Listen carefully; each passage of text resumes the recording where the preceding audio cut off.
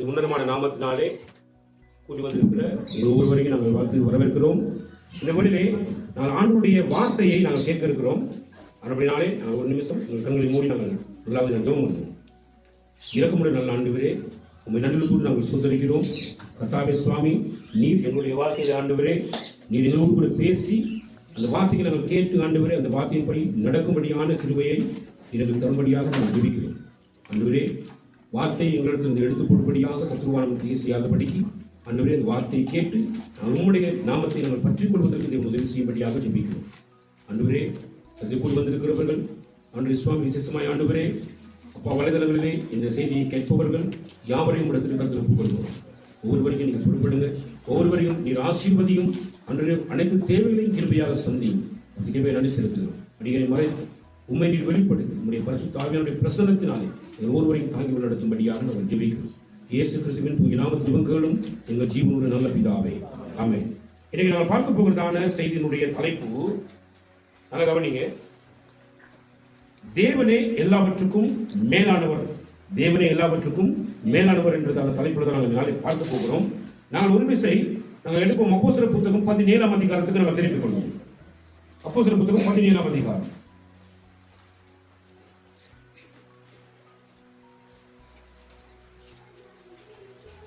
24ஆம் வசனத்திலிருந்து நான் வாசிப்போம். உலகத்தையும் அதிலுள்ள யாவற்றையும் உண்டாக்கின தேவனானவர் வானத்திற்கும் பூமிக்கும் ஆண்டவராய் இருக்கிறபடியால் கைகளினால் கட்டப்பட்ட கோவில்களில் அவர் வாசம் பண்ணுகிறதில்லை. நல்லா கவனிங்க. இங்க சானே உலகத்தையும் அப்படின்னு பார்த்து நம்ம பார்க்கிற நேரம், இந்த உலகத்துல உலகம் என்று சொல்லுகிற பொழுது நம்ம கூடுதலாக நம்ம பார்க்கறது பார்த்தீங்கன்னா பூமியை குறித்து தான் பேசுவோம் இல்லையா? பூமி தான் உலகம் என்று சொல்லுவோம். உண்மையிலேயே உலகமும் அதில் உள்ள எல்லாவற்றையும் அப்படி சொல்லும் பொழுது ஆண்டவர் ஆண்ட சராசரங்களையும் அதில் உள்ள எல்லாவற்றையும் உண்டாக்கி சகலத்தையும் ஆளுகை செய்து கொண்டிருக்கிற தெய்வம் தன்னை குறித்து அவர் வெளிப்படுத்தி பேசுகிற பொழுது எப்படி பேசுறார் அப்படின்னு பார்த்தீங்க சொன்னா, உலகத்தையும் அதில் உள்ள எல்லாவற்றையும் உண்டாக்கின தேவனானவர் வானத்துக்கும் பூமிக்கும் ஆண்டவர். அப்ப நீங்க பாத்தீங்க சொன்னா, வானத்தை நாங்க பார்க்கும் பொழுது ஒரு நீல கலர்ல தெரியும், இதான் வானம் பார்த்துட்டு இல்லையா? ஆனா வானத்துல சொன்னானே 1ஆம் வானம், 2ஆம் வானம், 3ஆம் வானம் என்று சொல்லப்படுகிறதான ஒவ்வொரு பகுதிகளும் வானத்தில் இருக்கிறது. அங்கே அநேகமான காரியங்கள் வானத்தில் இருக்கிறது. ஒரு நட்சத்திரத்தை நீங்க கவனிப்பீங்கன்னா, ஒரு நட்சத்திரத்துக்கிட்ட ஒரு மனிதன் பிரயாணப்பட வேணுமாக இருந்தால் சானே அங்க 100 வயதாகினாலும் என்ன செய்ய, சின்ன பிறந்த நாள்ல இருந்து 100 வயது வரைக்கும் ட்ரை பண்ணா கூட என்ன செய்ய முடியாது, உங்களுக்கு என்ன செய்ய முடியாது, போக முடியாது. அவ்வளவு தொலைவில் இருக்கக்கூடியதுதான் அந்த நட்சத்திரங்கள். சரிதான், நல்ல கவனிங்க. அப்ப அந்த அளவுக்கு ஆண்டவர் எல்லாவற்றையும் உண்டாக்கி சகலத்தையும் அவர் ஆளுகை செய்து கொண்டிருக்கிறார். அவருடைய ஆளுகையில சற்று மிஸ் ஆகினாலும் நல்ல கவனிங்க, ஒரு நட்சத்திரம் தரையை நோக்கி விழுமாக இருந்தால் இந்த நாங்க பார்த்து கொண்டிருக்கிற இந்த பூமியில ஒரு சிறு துளிய உலகங்கள் என்ன செய்ய முடியாது, பார்த்துக் கொள்ள முடியாது. ஏன்னு சொன்னா பூமியை விட பன்மடங்கு பெரிதாக இருக்கிறது தான் கர்த்தரால் படைக்கப்பட்டிருக்கிற நட்சத்திரங்கள். அப்ப வேதம் சொல்கிறது, நட்சத்திரத்துக்கு எல்லாம் ஆண்டவர் பேர் சுட்டி அழைச்சிருக்கிறார். மனுஷனை நினைப்பதற்கும் விசாரிப்பதற்கும் அவன் ஏமாத்திரம் என்று வேதம் சொல்லுகிறது. நல்ல கவனிங்க. அப்ப நட்சத்திரங்கள் எல்லாத்துக்கும் அவர் பேர் சுட்டி வச்சிருக்கிறார். ஆனா நம்மளுக்கு ஒரு நட்சத்திரத்தை கூட என்ன செய்யறாரு, சரியா நட்சத்திரத்தை என்ன சொன்னா எங்களால் என்ன முடியாது. அவ்வளவு தூரம் ஆண்டவருடைய ஆளுகை இருக்கிறது. அப்படிப்பட்ட ஆளுகை செய்யக்கூடிய தெய்வம் எங்க இருக்க மாட்டாரா அப்படின்னு பாத்தீங்கன்னா, சானே கைகளினாலே கட்டப்பட்ட கோவில்களில் அவர் வாசம் பண்ணுகிறது இல்லை. கைகளினால் கட்டப்பட்ட கோவில்கள்னா என்ன அர்த்தம் அப்படின்னா, கைகள் யாருக்கு இருக்கிறது, மனிதர்களுக்கு இருக்கிறது. அப்ப மனுஷனால் கட்டப்பட்ட எந்த கோவிலையும் என்ன பண்ண மாட்டாராம், அவர் வாசம் பண்ண மாட்டார். வேதம் மிக தெளிவாக சொல்லியிருக்கிறது. அப்ப நீங்க கேட்கலாம், இது என்ன கோயில் இல்லையா? இல்லை, நிச்சயமா இது கோயில் கிடையாது. நிச்சயமா இது என்னன்னு பாத்தீங்கன்னா, நாங்க எல்லாரும் ஒன்றுக்கும் மேற்பட்டவர்கள் எங்க கூடி வருகிறோமோ அதற்கு பேர் சபை என்று அர்த்தம். அதுதான் நீங்க பாத்தீங்கன்னா கிரேக்க மொழியில எக்லீசியான்னு சொல்லுவாங்க. நல்லா கவனிங்க. அப்ப ஒன்றுக்கும் மேற்பட்ட 10 பேர் 20 பேர் கூடி வரணும் அப்படின்னா அதுக்கு பேர் சபை என்று சொல்லப்படுகிறது. சரி, அப்ப சபை என்று சொல்லும் பொழுது திருமதி அப்படி சொல்லப்படுகிற அந்த மனிதர்களுக்கு உயர்வான இடத்தில் இருக்கக்கூடிய உயர்தினைக்கு கொடுக்கக்கூடிய திரு என்ற பட்டத்தை அந்த சபைக்கு சூட்டும் பொழுது அது திருசபையாக என்ன செய்கிறது, அது மாற்றம் பெறுகிறது. நல்ல கவனிங்க.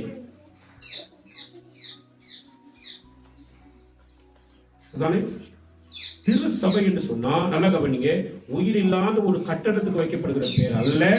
உயிரோட்டம் உள்ள 2 பேரோ 3 பேரோ 10 பேரோ அந்த 10க்கு கூடுதவர்கள் எல்லாம் கூடி இருக்கக்கூடியதான ஒரு சபைக்கு பேர் தான் திருச்சபை. இது நீங்க நல்ல கவனமா உங்களுக்கு கவனத்தில் கொள்ள வேண்டும். நல்ல கவனிங்க. அப்ப மனுஷரால் கட்டப்படுகிற கோவில் அப்படின்னா கோவில்கள் கட்டப்படுகிறது. நல்லா கவனிங்க, நிறைய கோவில்கள் கட்டப்படுகிறது இந்த நாட்கள்ல. ஆனா இந்த கோவில்கள் எல்லாம் ஆண்டவர் வாசம் பண்ணுவார்னு பாத்தீங்கன்னா நிச்சயமா வாசம் பண்ணுவார். அப்ப எந்த கோவில்ல ஆண்டவர் வாசம் பண்ணுவார்? தானே மனுஷர் கையில் கட்டப்படுகிற கோவில்கள் அவர் என்ன செய்ய மாட்டாராம், வாசம் பண்ண மாட்டார். எப்ப எந்த கோயில் அவர் இருக்கிறது, எந்த கோயில் அவர் வாசம் பண்ணுகிறார், நாங்க அதை பார்க்கலாம். நல்ல கவனிங்க. அடுத்த வசனத்தை வாசிங்க, 25வது வசனத்தை. எல்லாருக்கும் ஜீவனையும் சுவாசத்தையும் சகலத்தையும் கொடுக்கிற அவர் தமக்கு யாதொன்று தேவையானது போல மனுஷர் கைகளால் பணிவிடை கொள்கிறதும் இல்லை. இந்த வசனத்தை நீங்க சரியா கவனிச்சீங்கன்னா, இப்ப நாங்க ஒவ்வொரு மைக்ரோ செகண்டும் நாங்க சுவாசிச்சு கொண்டிருக்கிறோம். சுவாசிச்சு கொண்டிருக்கிற எங்களுக்கு சுவாசத்தை கொடுக்கிறது யாருன்னு பாத்தீங்கன்னா நம்முடைய ஆண்டவர் சுவாசத்தை கொடுக்கிறார். அப்ப சுவாசத்தை நமக்கு கொடுக்கிறது மட்டும் இல்லாம சானே அவர் எங்களுக்கு என்னத்தை கொடுக்கிறாரு, ஜீவனை கொடுத்திருக்கிறார், சகலத்தையும் கொடுத்திருக்கிறார். அப்படின்னா அவருக்கு ஏதாவது நம்ம கிட்ட இருந்து தேவைப்படும் நினைக்கிறது அது மிகப்பெரிய என்ன சொல்றது மிகப்பெரிய ஒரு பாவத்துக்கு சொல்லலாம். நல்லா கவனிங்க. அவருக்கு எங்க கிட்ட இருந்து ஏதாவது பெற்றுக்கொள்ளக்கூடிய ஒரு வாய்ப்பு அவர்கிட்ட கிடையவே கிடையாது. ஏனென்றால் எங்களால் ஆண்டவருக்கு சுவாசத்தை கொடுக்க முடியாது, எங்களால் ஆண்டவருக்கு ஜீவனை கொடுக்க முடியாது. சரிதானே? வேற எதையுமே எங்களால் என்ன செய்ய முடியாது, ஆண்டவருக்கு கொடுக்க முடியாது. நீங்க சற்று கவனிப்பீங்க, நல்லா கவனிங்க. இன்னைக்கு நிறைய சிற்பத்தை செய்யக்கூடிய சிற்பாசர்கள் இருக்கிறாங்க. இவங்க அநேக விதமான சிற்பங்கள் அவங்க செய்வாங்க. ஆனா சிற்பங்களை செய்வதோடு இருப்பாங்களே தவிர அந்த சிற்பத்துக்கு ஜீவனை கொடுப்பதற்கோ அந்த சிற்பத்துக்கு சுவாசத்தை கொடுப்பதற்கோ அவர்களால் கூடாது. அப்படிங்கிறத நாம எங்களை கண்களால் பார்த்து கொண்டிருக்கிற சகல சிற்பங்களை பார்க்கிற பொழுதே எங்களுக்கு வடிவாக தெரிய வரும். நல்ல கவனி. அப்ப இந்த சிற்பங்களுக்குள்ள என்ன இல்ல, சுவாசம் இல்ல. அந்த சிற்பங்களுக்குள்ள என்ன இல்ல, ஜீவன் இல்ல. அப்ப ஜீவன் இல்லாத நிலையில இருக்கக்கூடியதான இவைகள் மனிதனுடைய கைகளினாலே கட்டப்பட்ட கோவில்கள். அப்படின்னா ஒரு கோயிலுக்குள்ள ஒரு சாமி இருக்கிற, சாமிக்கு ஒரு பேர் இருக்கும். அப்ப அந்த சாமியுடைய பேரை சொல்லித்தான் கோயிலுக்கு பேர் வைப்பாங்க. அப்ப நல்லா கவனிங்க. அப்ப அந்த கோவில்கள்ல ஆண்டவர் வாசம் பண்ண மாட்டார். யார் அந்த ஆண்டவர் அப்படின்னா வானத்தையும் பூமியையும் உண்டாக்கினவர், சகலத்தையும் ஆளுகை செய்கிற தெய்வம். அப்படிப்பட்ட கோவில்கள் ஒருபோதும் அவர் என்ன செய்ய மாட்டார், வாசம் பண்ண மாட்டார் அப்படின்றத மிக தெளிவாக சொல்லுங்க. நல்லா கவனிங்க. அடுத்து மனுஷ ஜாதியான வாசிங்க. மனுஷ ஜாதியான சகல ஜனங்களையும் அவர் ஒரே ரத்தத்தினாலே தோன்ற பண்ணி பூமியின் மீதெங்கும் குடியிருக்க செய்து முன் தீர்மானிக்கப்பட்ட காலங்களையும் அவர்கள் குடியிருப்பின் எல்லைகளையும் குறித்திருக்கிறார். நல்ல கவனிங்க. மனுஷ ஜாதியான சகல ஜனங்களையும் அவர் ஒரே ரத்தத்தினாலே தோன்ற பண்ணி. என்ன ஒரே ரத்தம்? நம்ம கிட்ட சிகப்பு ரத்தம் அப்படிமா. அந்த சிகப்பு ரத்தம் இல்ல, ஒரே ரத்தம் என்று சொன்னா அது ஆதாமை குறிக்கிறது. நல்ல கவனிங்க. ஆதாம் என்ற முதல் மனிதனை ஆண்டவர் இந்த உலகத்துல மண்ணினால உருவாக்கின அந்த ஆதாமுக்கு அவர் ஜீவ சுவாசத்தை நாசியில் என்ன செஞ்சார், ஓதினார் இல்லையா? வேற ஒரு வாசிங்க அந்த வசனத்தை. ஆதியாகமம் புத்தகம் 2ஆம் அதிகாரம் 7ஆம் வசனம். தேவனாகிய கர்த்தர் மனுஷனை பூமியின் மண்ணினாலே உருவாக்கி ஜீவ சுவாசத்தை அவர் நாசியிலே ஊதினார், மனுஷன் ஜீவாத்மாவானார். நல்ல கவனி. தேவன் ஒரு காரியத்தை உருவாக்குகிற பொழுது, நல்ல கவனிங்க, சகல வல்லமை நிறைந்த தேவன் ஒரு சிற்ப வடிவத்துல மண்ணை கொண்டு மனிதனை தமது சாயலாக உண்டாக்கின பொழுது, நல்ல கவனி, எல்லாரும் கால் கொடுத்து கேட்கணும். நல்ல கவனிங்க. மனுஷன் கையால மண்ணை எடுத்து அதை பிசைஞ்சி அதுக்கு ஒரு உருவத்தை உருவாக்கி அவனால என்ன பண்ண முடியலன்னா இதுக்கு நல்ல கலர் அடிக்கலாம், நல்ல பரிவர்ணமான அழகுகளை உண்டாக்கி இப்ப உயிரோடு இருக்கக்கூடிய மாதிரி உருவங்களை எல்லாம் உண்டாக்கலாம். ஆனால் என்ன கொடுக்க முடியாது அவனுக்கு அப்படின்னா உயிரை கொடுக்க முடியாது. ஆனா என்ன நடந்துச்சுன்னு பாத்தீங்கன்னா ஆண்டவராகிய தேவன் அதே மண்ணினாலே தம்முடைய சாயலாக நமக்கு ஒப்பாக ஒரு மனுஷனை உண்டாக்கி அந்த மனுஷனுடைய நாசியில அவர் என்ன பண்றாருன்னா தன்னுடைய சுவாசத்தை ஊதுகிற பொழுது அவன் ஜீவனாகவும் ஆத்மா உள்ளவனாகவும் என்ன செய்யறான், அவன் எலும்புங்கிறத நாங்கள் பார்க்கக்கூடியதாக இருக்கிறது. நல்ல கவனம். இதுல என்ன விளங்குது அப்படின்னா அந்த சுவாசம் அப்படின்னு சொன்ன என்ன அர்த்தம்? சுவாசம்னா ஜீவன். அந்த ஜீவன் யாருக்கு ஊதப்பட்டிருக்கிறது? மனுஷனுக்கு ஊதப்பட்டிருக்கிறது. அப்ப ஊதப்பட்டிருக்கிற மனிதன் இன்றைக்கும் ஜீவன் உள்ளவனாக இருக்கிறான். ஆகையினாலதான் இந்த உலகத்தில் இருக்கிற எத்தனை விதமான மனிதனாக இருந்தாலும் தேவனுடைய சத்திய வசனம் அவனுக்குள்ள போகும் பொழுது அவனுக்கு ஏன் அந்த விடுதலை வருகிறது அப்படின்னு பாத்தீங்கன்னா அதுதான் தேவனுடைய வல்லமை. நல்ல கவனிங்க. அதுதான் தேவனுடைய வல்லமை. ஏனென்றால் ஒவ்வொரு மனிதனுக்குள்ளும் தேவனுடைய சுவாசம் தான் என்ன செய்யப்பட்டிருக்கிறது, ஊதி இருக்கிறது. அப்படின்னா ஏன் ஒரு சில மனுஷங்க கெட்டவைகள் எழுதுறாங்க, ஏன் ரொம்ப அக்கிரம செய்கள் எழுதுறாங்க, தகப்பட்டாக்கி கொஞ்சம் கீழ்ப்படிய மாட்டாங்க, ஏன் அட்டகாசம் பண்றாங்க அப்படின்னு பாத்தீங்கன்னா நல்லா கவனிங்க.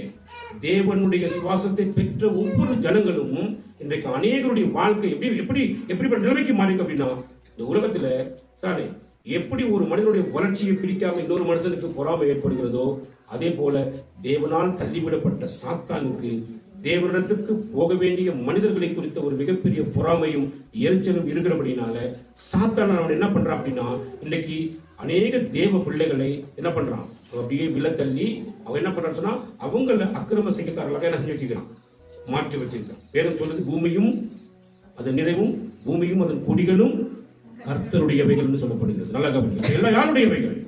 கர்த்தருடையவைகள். அப்ப ஏன் இந்த மாற்றம் வந்தது அப்படின்னா, அங்க ஒரு அக்கிரம செய்யக்காரன் தன்னுடைய சுபாவத்தை அநேக மனிதர்களுக்குள்ள கொடுத்திருக்கிறபடினால எல்லாரும் அந்த அக்கிரமத்தை என்ன பண்ணிருக்காங்க, செய்து கொள்ளுறாங்க. ஒரு காலத்தில் நான் என்னுடைய வாழ்க்கையில அப்படித்தான் பயங்கரமான அக்கிரம செய்யக்காரன் தான் தானே. இல்லங்களை கூட்டி வெளி களியாட்டம் சொல்லி ஏகப்பட்ட காரியங்கள் பண்ணிட்டு இருக்கிற காலத்துல எனக்கு கடவுளை பத்தி தெரியாது.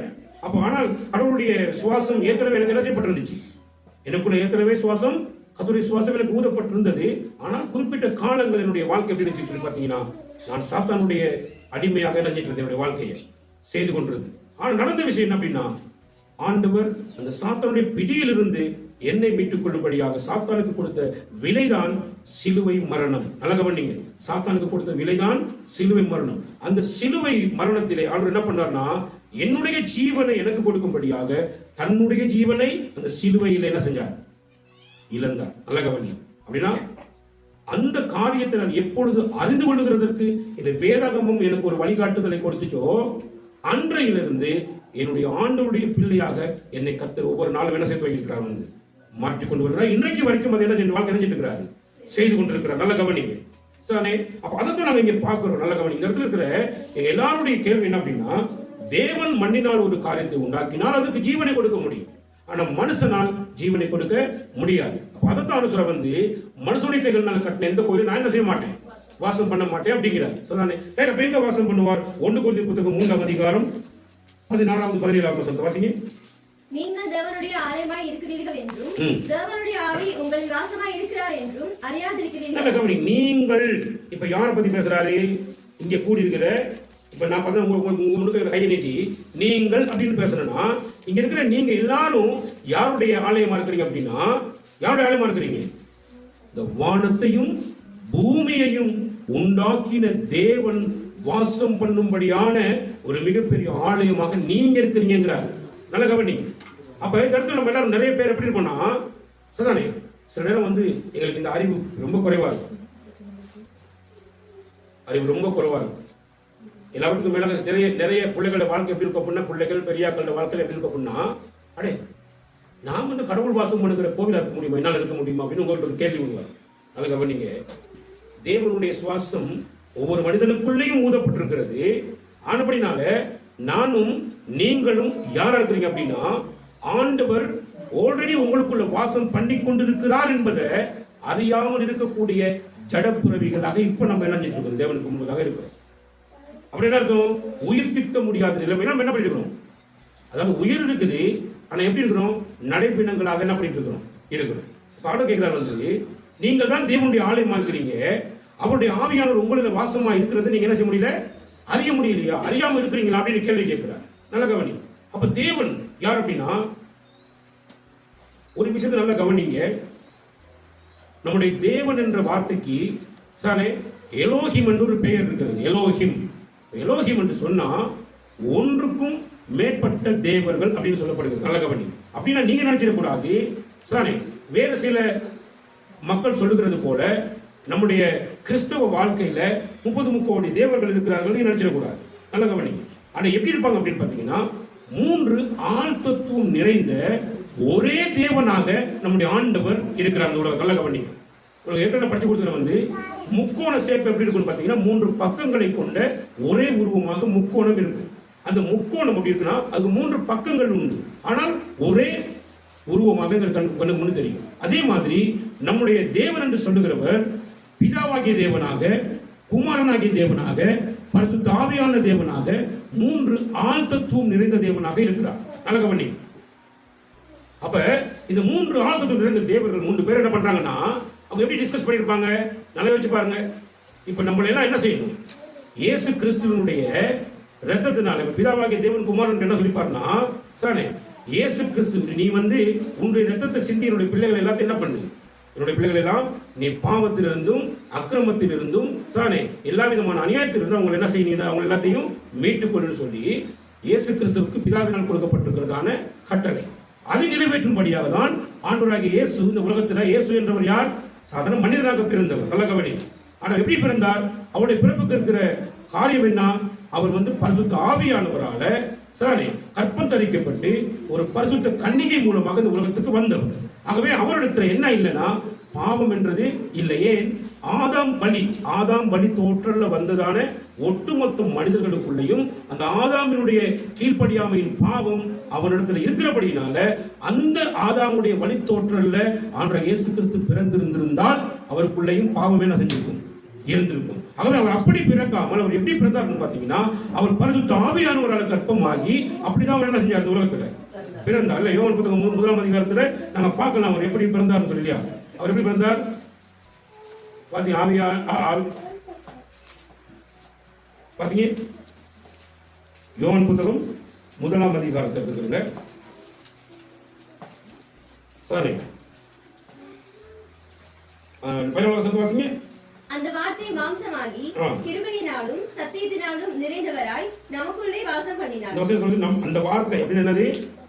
ஆண்டவராகிய தேவனால் அனுப்பப்பட்ட வார்த்தையானவர் இந்த உலகத்துக்குள்ள மாம்சமாகி சரிதானே கிருபையினாலும் சத்தியத்தினாலும் நிறைந்தவராய் நமக்குள்ளே வாசம் பண்ணினார். எங்க வாசம் பண்ணாரா? நமக்குள்ள வாசம் பண்ணார்னு சொல்லி வேதம் மிக தெளிவாக எங்களுக்கு என்ன சொல்றது சுட்டி காட்டுகிறது. நல்லா கவனி. இப்ப எங்களுடைய காரியத்தை நாங்கள் கவனித்து பார்க்கிற பொழுது சானே ஏன் நாங்க அந்த மாதிரியான பாவத்துக்குள்ள உள்ளாகி இருந்தோம் அப்படின்னு பாத்தீங்கன்னா, குமாரனாகிய இயேசு கிறிஸ்துவானவர் எங்களுடைய வாழ்க்கையில் ஒரு விடுதலையை எங்களுடைய வாழ்க்கையில கொடுக்கும்படியாக உலகம் உண்டாகிறதுக்கு முன்பதாகவே இதெல்லாம் தீர்மானிக்கப்பட்ட காலங்களுக்குள்ள என்ன செய்யப்பட்டிருந்துச்சு இருந்துச்சு. நல்ல கவனி. அப்படிதான் பிதாவாகிய தேவன் தம்முடைய குமாரனாகிய இயேசு கிறிஸ்துவை இந்த இடத்துல கூடிக்கிற நம்ம எல்லாருடைய பாவங்களுக்காக மட்டுமில்லை, உலகத்தினுடைய சகல பாவங்களை நீக்கி சுத்திகரிக்கும்படியாக அவரை பரிசுத்த ஆவியானவரால அந்த உலகத்துக்கு என்ன செஞ்சு அனுப்பினார். அப்ப இயேசு கிறிஸ்துக்குள்ள பாவம் இல்லை, அதே போல அவருடைய சரீரத்துல மண்ணு இல்லை. என்னல்ல நீங்க கவனிக்க வேண்டிய நல்ல கவனிங்க. இயேசு கிறிஸ்துக்குள்ள என்னல்ல பாவம் இல்ல. இரண்டாவது என்னல்ல அவர் நம்மை போல மண்ணான மனிதன் கிடையாது. அவர் மண்ணான மனிதன் கிடையாது. மனிதனாக இருந்தார், மனிதனாக எங்கள் எல்லாருக்குள்ளேயும் அவர் வாசம் பண்ணி கொண்டிருந்தார்.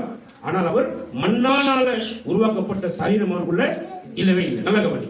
அதனாலதான் அவரது 3ஆவது நாள் அவர் உயிரோடு எழுப்பப்படுவதற்கு காரணம் என்னன்னா அந்த அந்த மண்ணு தான் மண்ணை சேர்த்துக்கிறோம்.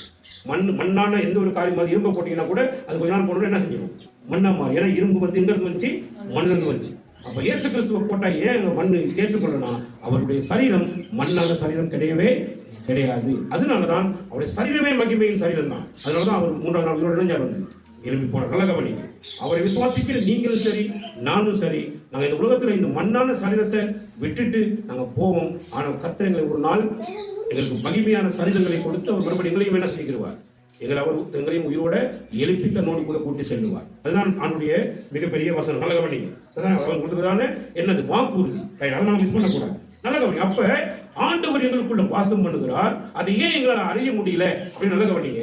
இன்னைக்கு நிறைய பேருக்கு அந்த அறிவு இல்லாதனாலதான் ஆண்டவர் எனக்குள்ள வாசம் பண்றாரு தெரியாதனாலதான் நிறைய பேர் என்ன பண்றாங்க, குடிக்கிறாங்க, வெறிக்கிறாங்க, பலவிதமான பாவங்களையும் அக்கிரமங்களையும் தங்களுடைய வாழ்க்கையில செய்து கொண்டிருந்தாங்க.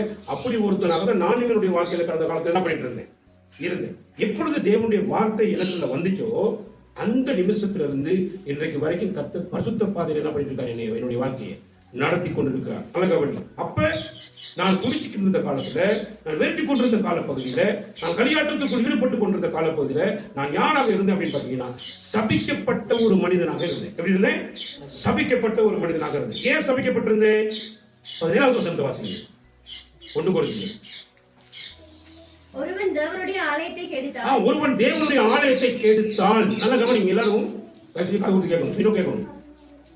தேவனுடைய ஆலயத்தை ஒருத்தன் கெடுத்தா அவனை தேவன் கெடுப்பார். எப்படி நல்லா கவனிங்க. இப்ப ஆண்டவர் எனக்குள்ள வாசம் பண்றாரு. அந்த அறிவும் அந்த ஒரு உணர்வும் எனக்குள்ள இல்லாத இருக்கும் போது நீங்க யோசிச்சு பாருங்க. சாதாரணமா கடவுளால் படைக்கப்பட்ட வெத்துல என்னை என்ன செஞ்சு பார்த்தீங்கன்னா அப்படியே ஆட்சி செஞ்சு கொண்டு இருந்துச்சு. ஒரு காலத்துல வெத்தலை இல்லாட்டி செத்த மாட்டாங்க. சாரி, அது மாதிரி சிகரெட், பீடி, அதுல என்ன பத்தி எங்க இருந்து வருது அப்படின்னா எல்லாம் இலையில இருந்து வருது. இதெல்லாம் கடவுளால் படைக்கப்பட்டிருந்ததான தாவரம். இந்த சிகரெட்டு மேல ஒரு பைத்தியம் முடிச்சு போயிட்டு இந்த வாழ்க்கையில அது என்னை பிடிச்சி அடிமைப்படுத்தி வச்சுட்டு இருந்துச்சு. சிகரெட் இல்லாட்டி பெரிய பிரச்சனையா இருக்காது. அது மாதிரி குடி, அதுவும் பார்த்தீங்கன்னா தாவரங்கள் எடுக்கப்படுகிறது தான். இதெல்லாம் கடவுளால் படைக்கப்பட்ட இயற்கையிலிருந்து கிடைக்கப்படுகிற காரியங்களுக்கு கூடாக இந்த சாராயம், சிகரெட், பீடி, வெத்தலை பாக்கு இது எல்லாத்தையும் எடுத்து என்ன பண்ணுறது, இதெல்லாம் செஞ்சுட்டு இருக்க நேரம் ஒரு சபிக்கப்பட்ட மனுஷனாக இருந்தேன். யார் என்னை சபிச்சு வச்சிருந்தது அப்படின்னு ஒரு கேள்வி வந்தார். யார்? தேவன் என்னை சபிச்சார் இல்லை, தேவன் எப்படி என்னை வச்சிருந்தாருன்னு சொல்லி பார்த்தீங்கன்னா, நான் எந்த காரியத்தை தேவன் எனக்குள்ள வாசம் பண்ணுகிறார் என்றதான அந்த அறிவும் அந்த உணர்வும் இல்லாத ஒரு ஆற்றல் இல்லாத ஒரு மனுஷனாக இருந்த பொழுது எதை நான் விரும்பினேனோ அது மூலமாக நான் கெட்டு போகிறதுக்கு ஒரு காரியம் வாழ்க்கை நடந்தது. அது தேவனால் அனுமதிக்கப்பட்ட ஒரு காரியம். நல்ல கவனி, தேவன் என்னை கெடுப்பார் என்ன அர்த்தம் அப்படின்னா, அந்த நாட்கள் என்ன எப்படி இருந்ததுன்னா, ஒரு பெரிய சமைக்கப்பட்ட ஒரு மனுஷன், நிறைய கடன் இருக்கும், நிறைய பிரச்சனை இருக்கும், வியாதி இருக்கும், பல போராட்டங்கள் இருக்கும், வாழ்க்கையில் என்ன இருக்காது, நிம்மதி இருக்காது, சந்தோஷம் இருக்காது, சமாதானம் இருக்காது. என்றைக்குமே ஒரு மனிதன் நான் கர்த்தருடைய ஆலயம் என்றதை உணராத பட்சத்தில் எவன் ஒருத்தன் வாழ்றானோ, அது சிறு பிள்ளையாக இருந்தாலும் சரி, பெரிய ஆளாக இருந்தாலும் சரி, அவனுடைய வாழ்க்கையில ஒரு நாளும் நல்லது அவனை தேடி என்ன செய்யாது, வரவே வராது. நல்ல ஞாபகத்துக்கு கொடு. நாம நினைக்கலாம் குடிக்கிறதுலாம் சும்மா நார்மல் விஷயம் இல்லை. ஏன் குடிக்க கூடாது தெரியுமா? எனக்குள்ள வாசம் பண்ணுகிறவர் இந்த வானத்தையும் பூமியையும் உண்டாக்கின தெய்வம். அவர் எனக்குள்ள வாசம் பண்றாருன்னு நான் அறிஞ்சதுக்கு பிறகு நான் போய் குடிச்சுக்கிட்டு வெறுத்துக்கிட்டு தேவையில்ல வேலை பண்ணேன்னா அவருக்கு எதிராக எனக்கு செயல்படணுமா? அவருக்கு எதிராக நான் அப்படி போர் செய்ய முடியுமா? அவருக்கு எதிராக எதிர்த்து நின்று எனக்கு செயல்பட முடியுமான்னு பார்த்தீங்கன்னா ஒரு நாள் செயல்பட முடியும். ஏன்னு சொன்னா வானமும் பூமியும் அவருடைய மகிமை நான் இருந்திருக்கிறது. அவர் எனக்கு அனுமதித்தால்தான் எனக்கு இந்த பூமி நன்மையை கொடுக்கும். அவர் எனக்கு அனுமதிக்காத அந்த பூமி எனக்கு சாபமாக மாறும். அதுதான் அன்றைக்கு நடந்த சம்பவம். ஆதாமுடைய வாழ்க்கையில் நடந்த சம்பவம் என்னது? அவனுக்குள்ள யார் இருந்தது? ஆண்டவர் இருந்தார். ஆனா அவன் என்ன பண்ணா? தேவனுக்கு எதிரான பாவத்தை செய்தது நிமித்தமாக தேவனுடைய ஆலயத்தை விட்டு வெளியே திரட்டி அடிக்கப்பட்டான். நல்ல கவனி. இன்றைக்கும் நம்ம எல்லாருடைய வாழ்க்கை எப்படி இருக்கணும் அப்படின்னா, நாம ஆசீர்வாதத்துக்குள்ளாக வரணுமா இருந்தா, நான் இந்த உலகத்தில் இருக்கிற சகல ஜாதிகளுக்குள்ளேயும் ஆண்டவருடைய ஒரு உயர்வான இடத்துக்கு என்னை கொண்டு வந்து நான் என்னை காண்பிக்கணுமா இருந்தா, நான் ஆசீர்வதிக்கப்பட்ட மனுஷனாக இருக்கணுமா இருந்தா, நீங்க உங்களுடைய சரீரத்தை கெடுத்துக் கொள்வதற்கு நீங்க முயற்சி செய்யக்கூடாது. உங்களுடைய சரீரம் கெடுக்கப்படுமானால் எப்படி கெடுக்கப்படுனா, உங்களுடைய அற்ப ஆசைகள், அற்ப விருப்பங்கள் உங்களுடைய வாழ்க்கையை அப்படியே கெடுத்து ஒண்ணுமில்லாமக்கூடிய நிலைமைக்கு நீங்க என்ன செய்யப்பட்டுருவீங்க, தள்ளிவிடப்பட்ட நிலைமைக்கு போயிருவீங்க. இதான் சொல்றாங்க. அப்ப நீங்க தேவனுடைய ஆலயத்தை கெடுத்தா அவர் உங்களுக்கு கெடுப்பார்னு சொல்லி பைபிள் தெளிவா சொல்லி திருமுறை, ஒருவன் தேவனுடைய ஆலயத்தை கெடுத்தால் அவனை தேவன் கெடுப்பார். ஒருவன் தேவனுடைய ஆலயத்தை கெடுக்க முடியாது. இன்னைக்கு கடந்த நாட்களில் கிறிஸ்தவருடைய வாழ்க்கையில தேவனுடைய ஆலயத்தை என்ன பண்ணுகிறார்கள்? கெடுத்த காலம். இன்னைக்கு தேவ கிருபை அவர் மத்தியில் என்ன பண்ணிக்குது? பிரசன்னமாகி இருக்கிறது. இன்னைக்கு நிறைய பேருடைய வாழ்க்கை இந்த விதமாக தான் இருக்கிறது. அதனாலதான் தேவ கிருபை நம்ம பேர் இணைஞ்சிடக்கூடாது, நம்ம அற்பமாக எண்ணிவிடக்கூடாது. அதானே தேவன் எனக்குள்ள வாசம் பண்ணுகிறார் அப்படின்னா நான் தேவையில்லாத செய்யலாமா? வாயில தூசண வார்த்தை கூட பேசக்கூடாது.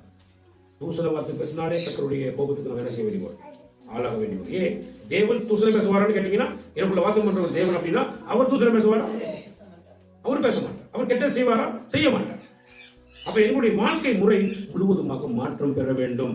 அப்ப ஆகவே சாபத்தீடான காரியங்களுக்காக நீங்க செலவிடுகிற ஒவ்வொரு பணமும் உங்களுடைய வாழ்க்கையில துக்கத்தையும் நஷ்டத்தையும் பலவிதமான போராட்டத்தை உங்களுடைய வாழ்க்கை என்ன செய்யும் கொண்டு வச்சு. இப்ப நல்லா வச்சு பாருங்க, தேவன் விபச்சார பாவத்தில் ஈடுபடுவாரா?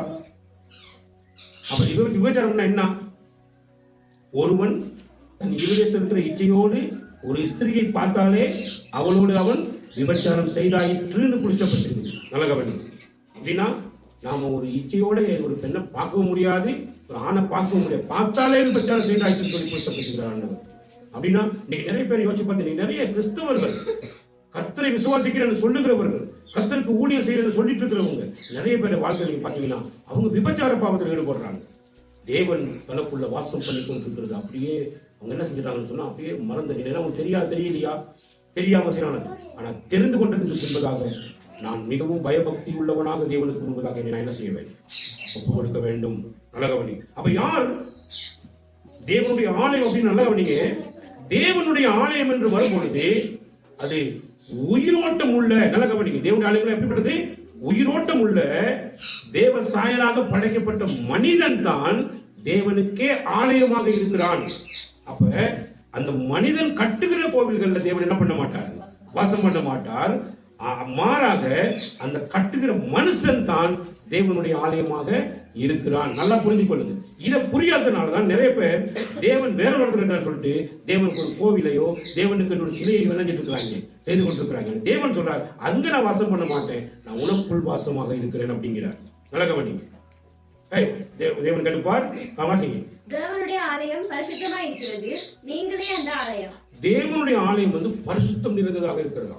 பரிசுத்தம் அங்க சின்ன ஒரு சின்ன ஒரு மாக்குடம் இருக்க முடியாது. பரிசுத்தம் அப்படின்னா அவ்வளவு பரிசுத்தமா இருக்கும் தேவனுடைய ஆலயம். அவர் சொல்ற பாருங்க, நீங்களே அந்த ஆலயம் அப்படிங்கிறார். நம்மளுக்கு கொடுக்கப்பட்டிருக்கிற ஒரு மிகப்பெரிய வெகுமதியான சாரி ஒரு பட்டம் அப்படின்னா என்ன பட்டம் அப்படின்னா, நீங்க தான் தேவனுடைய ஆலயம் அப்படின்னா எப்படி இருக்கும்? மனுஷங்க எல்லாம் அமைதி தேடி எங்க போவாங்க? மனுஷன் அமைதி தேடியும் சாரி தனக்கு ஒரு சமாதானத்தை தேடி எங்க போவாங்க? கோவிலுக்கு போவாங்க. ஆனா தேவன் பாருங்க, நம்மளே ஆலயம்னு சொல்ற அளவுக்கு அவங்களை எங்களுக்கு சுட்டி காட்டி நீங்க தான் அவருடைய ஆலயம்னு சொல்றாரு அப்படின்னா, அப்ப அமைதி எங்க இருக்குது? எங்களுக்குள்ள அமைதி இருக்கிறது, எங்களுக்குள்ள சமாதானம் இருக்கிறது. ஆனா நாம் அதை புரிஞ்சு கொள்ளாம இன்றைக்கு வரைக்கும் என்ன பண்ணிட்டு இருக்கிறோம்? எங்க ஓட்டத்தை ஓடிக்கொண்டிருக்கிறோம். சரிதானே? அப்போ நம்ம திருப்பி கொள்ளுங்க. அப்ப நல்லா யோசிச்சு பாருங்க, எங்களுடைய வாழ்க்கை எந்த விதமாக இன்றைக்கு வரைக்கும் இருக்கிறது அப்படின்னு பாத்தீங்கன்னா, நல்லா கவனிங்க. வாசிங்க 27வது வசனம். 26வது வசனத்தை வாசிங்க. மனுஷன் ஜாதியான சகல ஜனங்களையும் அவர் ஒரே இரத்தத்தினாலே தோன்ற. அதுதான் ஆதாமுடைய இரத்தம். ஆதாம் என்ற ஒரே மனிதன் மூலமாக தான் இந்த உலகத்தில் இவ்வளவு பெரிய கூட்டத்தை இன்னைக்கு கிட்டத்தட்ட 800 கோடி ஜனங்களுக்கு மேற்பட்ட ஜனங்கள் இந்த உலகத்தில் இருக்கிறது காரணம் ஆதாமுடைய ஒரே இரத்தத்தினால தான் அவ்வளவு பேர் அடைஞ்சிருக்காங்க. இந்த உலகத்துல மக்கள் தொகை இருந்துட்டு இருக்காங்க. நல்ல கவனிங்க. சானே அப்படின்னா திருப்பி நீங்க அடுத்து கவனிச்சீங்க சொன்னா சானே நல்ல கவனிங்க. அடுத்து நீங்க பாப்பீங்கன்னு சொன்னா, பூமியின் மீதெங்கும் குடியிருக்க செய்து முன் தீர்மானிக்கப்பட்ட காலங்களையும் அவர்கள் குடியிருப்பின் எல்லைகளையும் குறித்திருக்கிறார். நல்ல கவனிங்க. இப்ப ஆண்டவர் என்ன பண்ணிக்கிறார்னா, பூமியின் மீது எங்கும் அவருடைய மக்களை குடியிருக்க செஞ்சிருக்கிறாரு. அது மட்டும் இல்லாம அவர் தீர்மானிக்கப்பட்ட காலங்கள் அப்படின்னா, நான் எவ்வளவு காலம் இந்த உலகத்துல வாழ்வேன் என்றதான காலம் எல்லாம் ஆண்டவரால் நிர்ணயிக்கப்பட்டிருக்கிறதான எல்லை. ஒருவேளை நல்லா கவனிங்க, இன்னைக்கு ஒன்னுல இருந்து இருக்கிற 80 வயசு வரைக்கும் அவருடைய வாழ்க்கை இருக்கு அப்படின்னா, அந்த 80 வயசு வரைக்கான எல்லையை தேவன் எனக்காக என்ன பண்ணிக்கிறாரு? முன்குறித்து வச்சிருக்கிறார். நல்லா கவனிங்க. அது மட்டும் இல்லாம இன்னைக்கு இது தெரியாம தான் நிறைய பேர் என்ன பண்ணுவாங்கன்னா, ஆண்டவரோடு கூட வாசம் பண்ணி ஆண்டோடு கூட வாழ வேண்டியவர்கள் குடும்பங்கள்லாம் பார்த்தீங்கன்னா சின்ன பின்னமா பிரியும். கணவன் வேறையா இருப்பான், மனைவி வேறையா இருக்கும், பிரிஞ்சு போவாங்க, பிள்ளைகள் வேறையா இருப்பாங்க. இப்படி எல்லாம் தனித்தனியா பிரிச்சு விடப்பட்ட நிலைமை இருக்கிற காரணம் அப்படின்னா, தேவன் வாசம் பண்ணுகிற ஒரு மனிதனுடைய வாழ்க்கையில அவன் எல்லா சமாதானத்தையும் பெற்றவனா இருப்பான். எல்லா அமைதி உள்ள வாழ்க்கையை, அமைதி உள்ள ஜீவனத்தை பண்ணக்கூடிய அளவுக்கு தேவனுடைய ஆசீர்வாதம் அவன் மேல இருக்கும். ஆனா அதை உணராம என்ன பண்ணுவானா, அளவுக்கு மிஞ்சின ஆசை, போதும் என்ற மனசு இல்லாம என்ன பண்ணுவானா, அளவுக்கு கொஞ்சம் ஆசை வருகிறது நிமித்தமாக என்ன செய்வான், குடும்பம் 2ஆக பிரிஞ்சு 3ஆக பிரிஞ்சு கண்டபடி அழைஞ்சு திரிவாங்க. சமாதானத்தை இழந்து போய் என்ன பண்ணிட்டு இருப்பாங்க, அழைஞ்சு திரிவாங்க. சரிதானே? தூரத்துல இருப்பான், யாரும் புருஷங்கார தூரத்துல இருப்பான், யாராவது ஒரு ஃப்ரெண்ட் ஒருத்தன் கால் பண்ணுவான், அவனுக்கு கால் பண்ண, என்னப்பா என்ன பண்ண அப்படி நீ அங்க போயிட்டு உட்காந்துக்கிற, இன்னும் மனுஷன் கொஞ்சம் அவன் நல்லா இல்லையா அப்படிமா. நல்லா கவனி. தூரத்துல போயிட்டு வேலை செய்யறவனுக்கு இப்படி விஷயம் போய் பட்ட உடனே இணைஞ்சிருவானா, அவன் அமைதியை இழந்து இணைஞ்சிருவான். அமைதியை இழந்து அவன் தடுமாற ஆரம்பிச்சிருவான். அதே மாதிரி மனுஷி போயிட்டு குழம்புல தூரத்தில் இருக்குன்னா மனுஷிக்கு கால் பண்ணி சொல்லுவான், யாராவது ஒரு ஃப்ரெண்டு சொல்லணும், இப்படி விஷயம் பாரு, உங்களுடைய பிரச்சனை ரொம்ப மோசமாக நடந்துக்கிறான் அப்படின்னு சொன்னா, அங்க அவங்களுக்கு ஒரு மன அமைதி இறங்கி போயிடும், கெட்டு போயிடும். இன்னைக்கு நடக்கிற விஷயம் என்னன்னா, கடவுளுடைய பிரமாணங்களை கை கொண்டு நடக்கிற பொழுது, கடவுள் எனக்குள்ள வாசம் பண்ணுகிறார் என்ற அந்த உணர்வுள்ள ஒரு வாழ்க்கை நான் வாழும் பொழுது, எனக்கு முன்குறிக்கப்பட்ட தேசத்துல எனக்கான எல்லா ஆசீர்வாதத்தையும் தேவன் வச்சிருப்பார். அதை எனக்கு பெற்றுக்கொள்ள தெரியாது. ஆனா இங்க பக்கத்துல இருக்கிறத விட்டுட்டு கண்டபடி தேடி திரியுவேன். கண்டபடி தேடி திரிஞ்சு எனக்குள்ள எல்லா சமாதானத்தையும் இழந்து, குடும்ப வாழ்க்கையில் இருக்கக்கூடிய சந்தோஷத்தை இழந்து, ஒண்ணும் இல்லாம என்ன பண்ணிட்டு இருப்பேன், நான் தெரிஞ்சு கொண்டிருப்பேன். இதையெல்லாம் கர்த்தர் விரும்ப இல்லை. ஒரு மனிதனுக்குள் கர்த்தர் வாசம் பண்ணுவாரா இருந்தால் அவன் அநேக ஜாதிகளுக்கு முன்னிலையில நற்சாட்சி பெற்ற வாழ்க்கை வாழுகிறவனாக என்ன செய்ய வேண்டும், இருக்க வேண்டும். தேவனுடைய பிரமாணங்களை அவன் என்ன பண்ண வேண்டும், கை கொண்டு நடக்க வேண்டும். நல்ல கவனிங்க. அடுத்து சொல்ற நல்ல கவனிங்க, வாசிங்க. கர்த்தராகிய தம்மை அவர்கள் தடவையாகிலும் கண்டுபிடிக்கத்தக்கதாக தம்மை தேடும்படிக்கு அப்படி செய்தார். அவர் நம்மில் ஒருவருக்கும் தூரமானவர் அல்லவே. ஏனெனில் அவருக்குள் நாம் பிழைக்கிறோம், அசைகிறோம், இருக்கிறோம். அப்படியே உங்கள் புலவர்களிலும் சிலர் நாம் அவருடைய சந்ததியார் என்று சொல்லி இருக்கிறார்கள். நாம் தேவனுடைய சந்ததியாய் இருக்க மனுஷருடைய சித்திர வேலையினாலும் யுக்தியினாலும் உருவாக்கின பொன் வெள்ளி கல் இவைகளுக்கு தெய்வம் ஒப்பாயிருக்கும் என்று நாம் நினைக்கலாகாது. நல்ல கவனிங்க. ஆண்டவராகிய தேவன் தன்னை குறித்து சொல்லுகிற பொழுது நாம எல்லாரும் தேவனுடைய சுவாசத்தை பெற்ற மனிதர்கள்.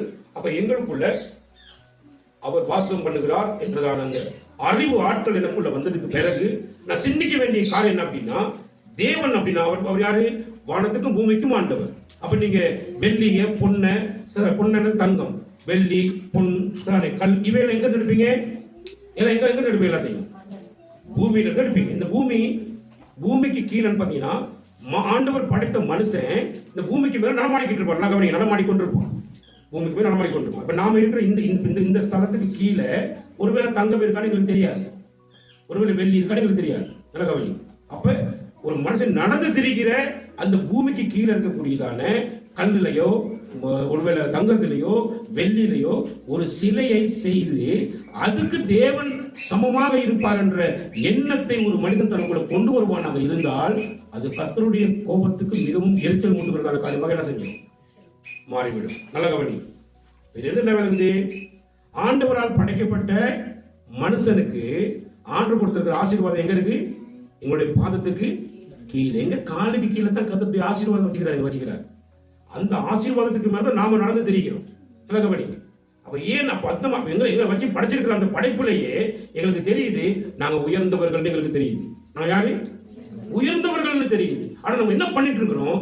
பூமிக்கு கீழே கல்லுலையும் மண்ணிலையும் இதுகள் எல்லாம் உருவாக்கப்பட்டதான இந்த மாதிரியான சிலைகள் சிற்பங்கள் எல்லாம் கடவுள்னு நம்பி நம்ம ஓடி எங்களை வாழ்க்கையை வேஸ்ட் பண்ணி நாசப்படுத்தி ஒவ்வொரு நாளும் நாங்க என்ன பண்ணிட்டு இருக்கிற வாழ்க்கையில அமைதி கெட்டவர்களாக என்ன பண்ணிட்டு வாழ்க்கையை வாழ்ந்து கொண்டிருக்கிறோம். அப்ப இது ஒருவேளை எங்களுடைய அறியாமையின் காலம். நம்ம ஒரே அறியாம இருக்கலாம். மனுஷனுக்கு எல்லாமே அறிந்த விஷயம் இல்லை. ஒரு குறிப்பிட்ட காலங்கள் வரும்போது அறிவை பெற்றுக் கொடுக்குறான் இல்லையா? நல்ல கவனி. உங்களுக்கு என்ன விளங்குது அப்படின்னா, நல்ல கவனிங்க. இந்த வெள்ளியினாலும் பொன்னினாலும் இந்த மண்ணினாலும் கல்லினாலும் செய்யப்படுகிற எந்த ஒரு விக்கிரகமாக இருந்தாலும் அதுக்குள்ள என்ன இருக்காது அப்படின்னா சுவாசம் இருக்காது, அதுக்குள்ள ஜீவன் இருக்காது. அப்படின்னா என்ன அர்த்தம் அப்படின்னா அதுக்கு இருதயம் இல்லை, அதுக்கு இருதயமே கிடையாது. நம்முடைய ஆண்டவருக்கு இருதயம் இருக்கா? நம்முடைய ஆண்டவர் இயேசுவுக்கு இருதயம் இருக்கா? அவருக்கு இருதயம் இருக்கிறது. அதனாலதான் லாசரு செத்து கொண்டு போய் அடக்க மாட்டாங்கன்னு சொல்லி கேள்விப்பட்ட உடனே வந்து பாப்பார். அப்படியே அவருடைய சொந்தக்காரங்களாம் அழுதுட்டு இருக்கும்போது அவரும் கண்ணீர் விடுவார். வசனம் ஞாபகம் இருக்கா? யோவான் 11 அதிகாரத்தில் வசனம் எடுத்து பாருங்க. வேதாகமத்திலேயே ரொம்ப சின்ன வசனம்னா அந்த வசனம் தான். இயேசு கண்ணீர் விட்டார். தானே கண்ணீர் யாராலையும் விட முடியாது. இருதயம் உள்ளவனுக்கு தான் கண்ணீர் விடும். ஏன்னா இருதயத்துல தான் அவன் குற்றப்படுவாங்க. அந்த வேதனைக்குள்ளாகிற விஷயம். நீங்க போயிட்டு தலையை அடிச்சுக்கிட்டு கத்திக்கிட்டு முட்டி மோதி உங்க காதை அறுத்துக்கிட்டு ஈட்டியாலையும் சரிதானே உங்களுக்கு கையில கத்தியாலையும் உங்க உடம்பெல்லாம் கீறிக்கிட்டு கத்தி அழுதாலும் உங்க முன்னால் இருக்கிற எவ்வளவு பெரிய சிற்பமாகவே இருந்தாலும் அந்த சிற்பம் ஒருபோதும் உங்க மேல என்ன செய்யாது? கருணை காட்டாது. காரணம் அப்படின்னா அதுக்கு என்ன இல்லை? நோ ஹார்ட், இருதயமே இல்லை. இருதயம் இல்லாததுக்கு முன்னுக்கு உட்கார்ந்துட்டு தான் என்ன பண்ணிட்டு இருக்கோம்? நம்ம கத்துறோம் முடிவு இல்லாம கத்திட்டு இருக்கிறோம். நிறைய பேரை பாருங்களேன், சில ஈட்டிலாம் உடம்புலாம் குத்திக்கிடுவாங்க. சில பேர் பயங்கரமான மண்ணிலைகள் அனுபவிப்பாங்க. வாழ்க்கையில் நெருப்பு மேலாம் குதிச்சு நடப்பாங்க. ஏன்னா என்ன செய்யணுமா? மனதுருகி என்ன செய்யணும்? எனக்கு விடுதலையே கொடுத்துருன்னு நினைப்பாங்க. ஏன் அங்க மனது உருகிறதுக்கு என்ன இல்லை? இருதயம் இல்லாததுனால மனதுருக்கம் அதுக்கு என்ன செய்யாது? வராது. வாசிங்க. அவர் அழுகிறதையும் அவரோட கூட அந்த யூதர்கள் அழுகிறதையும் இயேசு கண்ட போது ஆவியிலே கலங்கி துயரமடைந்து அவரை எங்கே வைத்தீர்கள் என்றால் ஆண்டவரே வந்து பாரும் என்றார்கள். இயேசு கண்ணீர் விட்டார். எப்படி எல்லாரும் அழுகு? நம்ம செத்து வீட்டை போய் நிப்போம் வச்சுக்கோங்களேன். அவங்களுக்கு நம்ம சம்மந்தமே இருக்காது. செத்தவங்களுக்கு நமக்கு சம்மந்தமே இருக்காது. அடவே நிற்போம். ஆனா சின்ன பிள்ளைங்க எல்லாம் கூவி கத்தி அழுகிற நேரம் நம்மளும் பார்த்துட்டு நினைஞ்சிருவோம். ஓர மாட்டேன்டே நாமளும் அழுத்துட்டு வருவோம். ஏன்? எங்களை இதுல என்ன செஞ்சிடும்? உடஞ்சிடும். ஆனா அந்த பணத்தை வச்சிருக்கிற அந்த வீட்டுல பல தெய்வங்கள் இருக்கலாம்.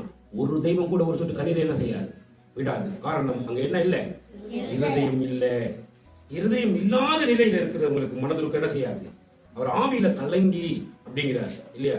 கண்ணீர் விடுகிறார் சொல்லப்படுது. நம்முடைய ஆண்டவர் அவர் கலக்கம் நிறைந்தவர், சரியான இரக்கம் உள்ளவர். அவரை பற்றி சொல்லப்படுது ஆண்டவர் இரக்கமும் மனதுருக்கமும் நீடிய சாந்தமும் தயவும் அன்பும் மிகுந்த கிருபையும் உள்ளவர் சொல்லப்படுது. அவ்வளவு அருமையான ஆண்டவர் நம்முடைய ஆண்டவராக இயேசு கிறிஸ்து. இவரை போய் கண்டு எல்லாம் பார்க்கணுமா? நம்மளால பார்க்கலாம். நல்ல கவனிங்க. அப்ப அறியாமையின் காலத்தை வாசிங்க வசனத்தை. அறியாமை உள்ள காலங்களை அப்போஸ்தலர் புத்தகம் அறியாமை உள்ள காலங்களை தேவன் காணாதவர் போலிருந்தார். அதுலயும் பாருங்க, நம்ம எவ்வளவு பெரிய அக்கிரமங்களை பண்ணியிருந்தாலும் அறியாமை செஞ்ச காலத்தை காணாதவர் போல இருந்தார். எப்படி இருந்தாரா? காணாதவர் போல என்ன அர்த்தம்? அது அப்படியே கண்டுகொள்ளாம விடுகிறார் நம்முடைய ஆண்டவர். சரி, அப்படின்னா என்ன அர்த்தம்? அப்படின்னா வாசிங்க, திருப்பி வாசிங்க. அறியாமை உள்ள காலங்களை தேவன் காணாதவர் போலிருந்தார், இப்பொழுதோ மனம் திரும்ப வேண்டும் என்று எங்கும் உள்ள மனுஷர் எல்லாருக்கும் கட்டளையிடுகிறார். இப்பொழுதோ என்ன அர்த்தம்? இங்க கூடிக்கிறவங்க எல்லாருக்கும் ஆண்டவர் யார்? அவர் எல்லாவற்றுக்கும் மேலானவர். அவரை ஒரு சிலைக்குள்ள அடக்க முடியாது. அவர் ஒரு கோயிலுக்குள்ள என்ன செய்யலாது? அடக்கி வச்சிருக்க முடியாது. சரி, அப்ப அவர் எல்லாவற்றுக்கும் மேலானவர். அப்ப அந்த பெரிய தேவன் என்னத்தை எதிர்பார்க்கிறோம்னா, இப்ப இவ்வளவு காலமா எங்களுக்கு தெரியாம இருந்திருக்கும் நான் யார் அப்படின்றது. இப்ப நீங்க எல்லாம் சொல்லுங்க, நான் உங்களை எல்லாம் கேட்பேன், நீங்க யார் அப்படின்னா, நீங்களா யாரு? ஆண்டவருடைய ஆலயம். சொல்லுங்க எல்லாரும், நாங்களா யாரு? ஆண்டவர் தங்கும் ஆலயம். அப்ப ஆலயத்தை நான் சீர்கெடுக்க கூடாது. இதுவரைக்கும் நான் சீர்கெடுத்திருப்பேன் அப்படின்னா, இதுவரைக்கும் கெடுத்திருக்கலாம். ஆனா இந்த நிமிஷம் உங்களுக்கு சத்திய வசனம் போதிக்கப்படுகிறது. சத்திய வசனம் போதிக்கப்படுகிற இந்த இப்பொழுதை ஆண்டவர் சொல்றாரு, இப்பொழுது நீங்கள் எல்லாரும் மனம் திரும்ப வேண்டும் என்று ஆண்டவர் கட்டளை இடுகிறார். அப்ப கட்டளை பிறப்பிக்கப்படுகிறது எப்படின்னா, இந்த வசனத்தை இப்ப கேட்கிற பொழுது நீங்க என்ன செய்யணும் அப்படின்னா, உடனே மனம் திரும்ப. ஐயோ ஆண்டவரே, என்னுடைய சரீரத்துக்கு நான் சொந்தக்காரன் கிடையவே நான் சொந்தக்காரனே கிடையவே. 1 Corinthians 6 அதிகாரம் கடைசி வசனத்தை வாசிங்க. 6. கிரயத்துக்கு கொல்லப்பட்டீர்களே, ஆகையால் தேவனுக்கு உடையவைகளாகிய உங்கள் சரீரத்தினாலும் உங்கள் ஆவியினாலும் தேவனை மகிமைப்படுத்துங்கள். நல்லா கவனிங்க. கிரயத்துக்கு கொல்லப்பட்டது. கிரயம் என்ன? விலை. கிரயம் என்னது? விலை. இங்க ரட்சிப்பை பெற்றுக்கொள்ளக்கூடியதான எங்களுடைய வாழ்க்கைக்கு கற்றுக் கொடுத்த விலை என்ன? அவருடைய ஜீவனை, அவருடைய சரீரத்தையும் அவருடைய ஜீவனையும் எனக்கு விலையாக என்ன பண்ணிக்கிறாங்க? கொடுத்திருக்கிறார். விலையாக கொடுத்துட்டார். விலையாக கொடுத்துட்டா என்னுடைய சரீரமும் எப்படி சொல்றது? அவருடைய சரீரத்தினாலும் என்னுடைய ஆவியினாலும் தேவனை நான் மகிமைப்படுத்த வேண்டும். அப்ப தேவனை மகிமைப்படுத்தணுமா இருந்தா எனக்குள்ள என்ன இருக்கக்கூடாது? பாவம் இருக்கக்கூடாது. ஏன்னா எதுக்காக அவர் விலை கொடுத்துக்கிறார்? அக்கிரமங்களுக்காகவும் பாவங்களுக்காகவும் மறித்து போய்கிட்ட எங்களை சாத்தானுடைய கையிலிருந்து மீட்கும்படி சாத்தானுக்கு அவர் கொடுத்த விலை தன்னுடைய சரத்தையும் தன்னுடைய ஜீவனையும் என்ன பண்ணுகிறார்? விலையாக கொடுத்திருக்கிறார். சாரி, ஜீவன் அல்லது அவருடைய ரத்தம், அந்த ரத்தத்தை கொடுத்திருக்கிறார். அந்த ரத்தத்தை விலையாக கொடுத்ததுக்கு பிறகு எங்களுடைய சரீரமும் உங்களுடைய ஆவியும் எப்பொழுதுமே தேவனை மகிமைப்படுத்துகிறதாக என்ன செய்யப்பட வேண்டும். அப்ப இப்பொழுது நீங்க மனம் திரும்ப வேண்டும் என்று சொல்லுகிறார். நல்ல கவனிங்க. சரி, அப்ப இன்றைக்கு வரைக்கும் இருதயம் இல்லாத நிலையில் இருக்கக்கூடியதான ஓவியங்களுக்கும் சரிதானே பலவிதமான உருவங்களுக்கும் நீங்க எத்தனையோ மாலையை கட்டி போட்டிருப்பீங்க. எவ்வளவோ அதுக்கு எத்தனையோ விதமான படிவினைகளை செஞ்சிருப்பீங்க. சாப்பாடு சமைச்சு போட்டு இணைஞ்சிருப்பீங்க, படைகள் போட்டிருப்பீங்க, இத்தனை காரியங்களை நீங்க பண்ணிருப்பீங்க. அது ஒன்றையுமே அது இணைஞ்சிருக்காது. அது ஒன்றுமே அதுக்கு தேவைப்பட்டதாக இருந்திருக்காது. ஏன்னா ஒன்றுக்குமே தேவைப்பட்டதாக நினைக்கிறது கூட இருதயம் என்ன செய்யல இல்ல. நல்ல கவனிங்க. அப்படி இருக்கும் பொழுது இதெல்லாம் யார் செஞ்சது? எங்களுடைய முட்டாள்தனத்தினால நாம பண்ணிக்கிட்டு இருந்திருக்கிறோம். இவ்வளவு காரணம் அது நம்ம கிட்ட கேட்கறது இல்லை. நாம தான் முட்டாள் பண்ணிட்டு இருந்திருப்போம். ஆனா ஆளு சொல்றாரு, அதெல்லாம் உங்க அறியாமை காலம், அதை விட்டார் விட்டார். இப்ப நீங்க என்ன பண்ணணும்? உடனடியாக மனம் திரும்ப வேண்டும் என்று ஆண்டவர் கட்டளை எழுதுகிறார். நல்ல கவனி. ஒரு ஜனாதிபதி கட்டளையிட்டா நம்ம என்ன செய்வோம்? பயந்து போய் நினைக்கிறது வந்துருப்படியா? ஒரு நாட்டோட ஜனாதிபதி கட்டளையிட்டா உடனே பயம் வந்துடும் நம்மளுக்கு.